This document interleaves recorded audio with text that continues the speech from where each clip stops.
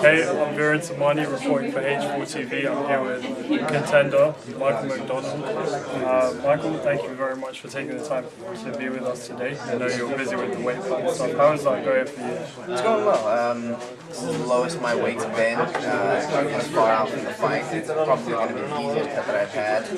Though it still sucks and I still can't eat anything that I want, but it's a little bit easier than normal. You've been thinking about that pizza you're going to eat on Saturday night? Oh my gosh. My coach was just talking about, my manager was talking about pizza, and I was like, dude, just stop talking. I'm sorry. It's not. Yeah, how are you enjoying London?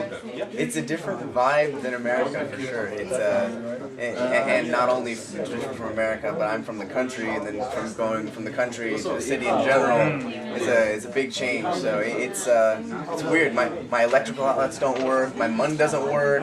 Nothing works. You know, my phone doesn't work. Sorry, you're gonna find that everywhere. Yeah. But yeah, I'm sure the weather sucks for you as well, right? It's interesting. I actually like the weather in general, but it's a little cold for, I guess you could say, business right now. Fair enough. So how are you feeling about the fight in general? You okay? You feeling confident? Or is it just another day at the office for you? Both. I'm definitely feeling confident. It's the healthiest I've been in years. With my hand surgery and giving my shoulder time to rest and just everything in general, I feel like it's coming to a right timing right now. I feel like everything's in place. So it's all lined up well for you. Yeah, but at the same time, like you said, it's just another day in the office. I'm not putting emphasis on the opponent or the title or really anything, or the venue or the fact that I'm not even in my country. To me, it's just another day.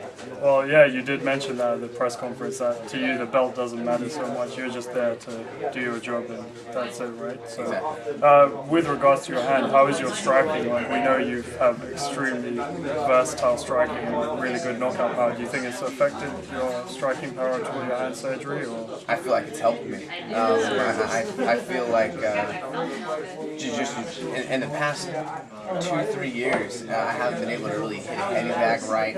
I haven't been able to spar the way that I want to spar. The last years have been horrible when it comes to babying my hand. Everything has been revolving around my hand, just trying to baby it and try to make sure that I can just get in the fight and just be able to fight and not be completely crippled like I was in the Chris worrying about Exactly. And you've still managed to knock out top level guys, so come this Saturday, another knockout? Or? I hope so. I mean, that's always the goal, but you know, I'm not I guess you could say, my job isn't to predict fights, you know. So. No, of course.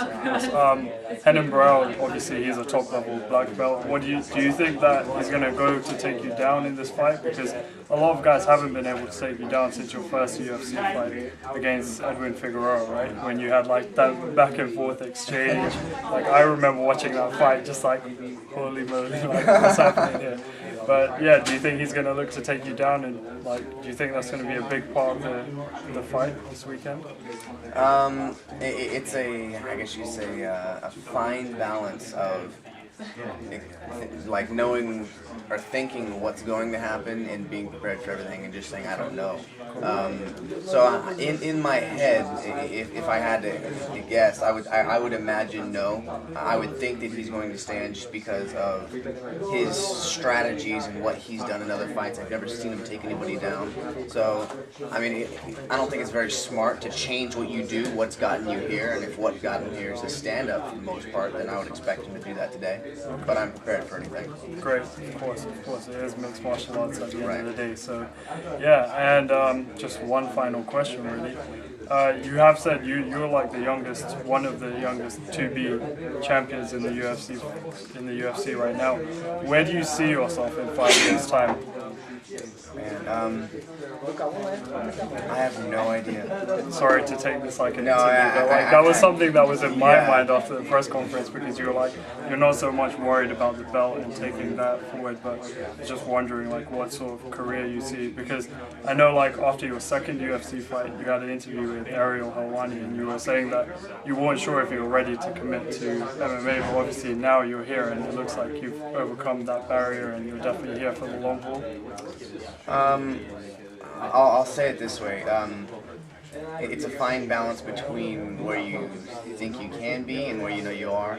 and it's also a fine balance of staring at what's right in front of you and staring past that and getting on a cliff. You know, you're close to falling over if you look past what's right in front of you.